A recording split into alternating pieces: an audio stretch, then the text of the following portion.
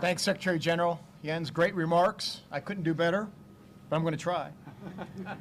It's great to be with you all tonight. General Miller, thank you for bringing everybody by, all these brave men and women. I'm sure you had nothing to do better on a Saturday night in Kabul than to listen to the Secretary General and I babble on, but we're going to do our best. It's funny how time is. It's pretty chilly here tonight, and as I was sitting here, it reminds me of my first time in Afghanistan. It was actually November or December of 2001. U.S. forces were on the ground in Afghanistan and in the northern part, and we were with a group, I think it was JSOC, who was actually bringing President Karzai, or soon to be President Karzai, across the border up into Bagram. And Bagram at that point in time was just a beat-up, demolished airfield.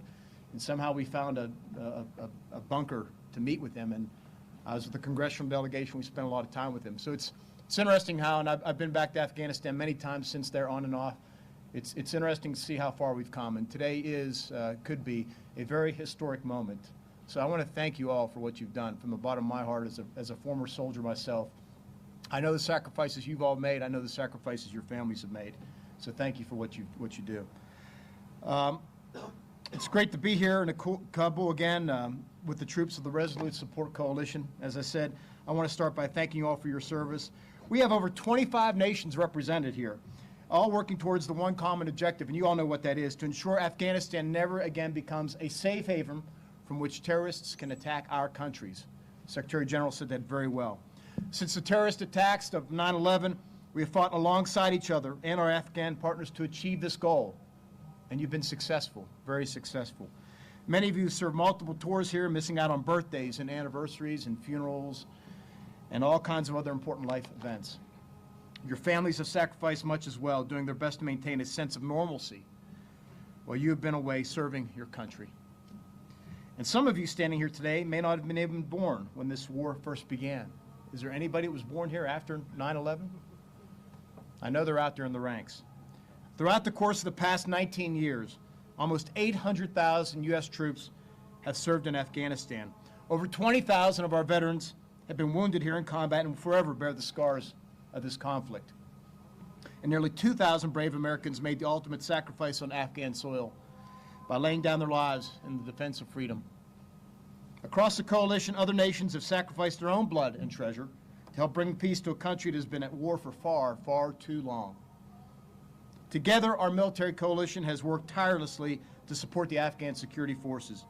Over time, we have watched them grow in capability as they have taken the lead for the security of their own country. They've done well.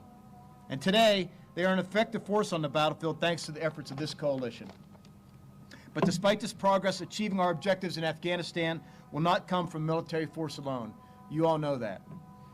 And an end to the fighting will happen only when Afghans decide for themselves to lay down their arms and come together as one people.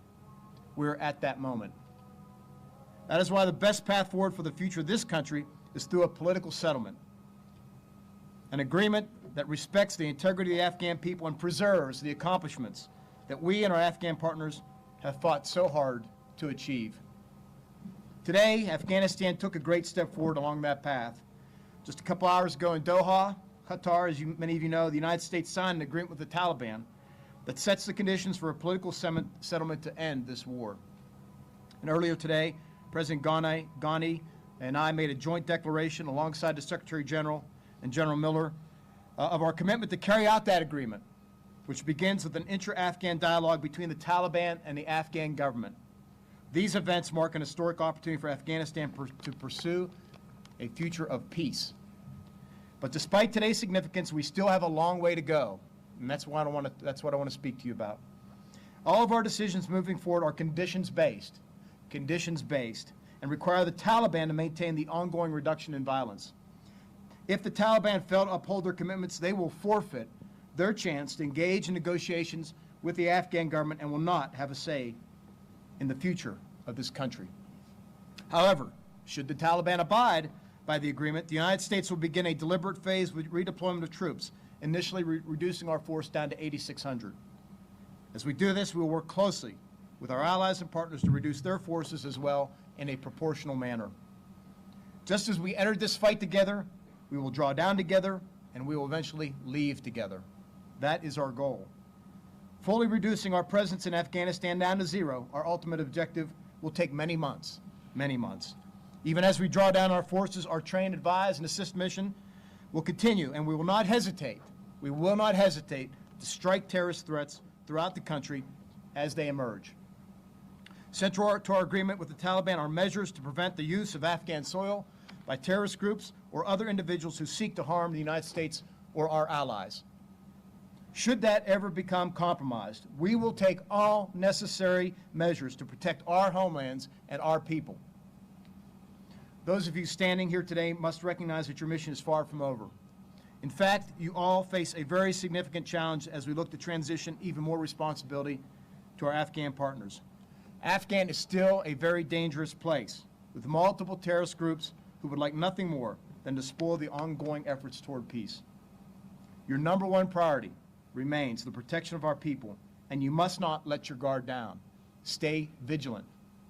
I expect you to carry out your duties with the utmost professionalism and vigor as you always have, and do not become complacent, even as we move towards a more peaceful environment. As we draw down our forces, the United States and our international partners remain fully committed to our relationship with the government of Afghanistan and its security forces. We will continue to provide them support as necessary to assist in their ability to defend the people of Afghanistan. We have shed much blood with our Afghan brothers in arms, and it is important to all of us for them to succeed. Ultimately, that success and an end of the war depends on Afghans joining together to embrace this opportunity.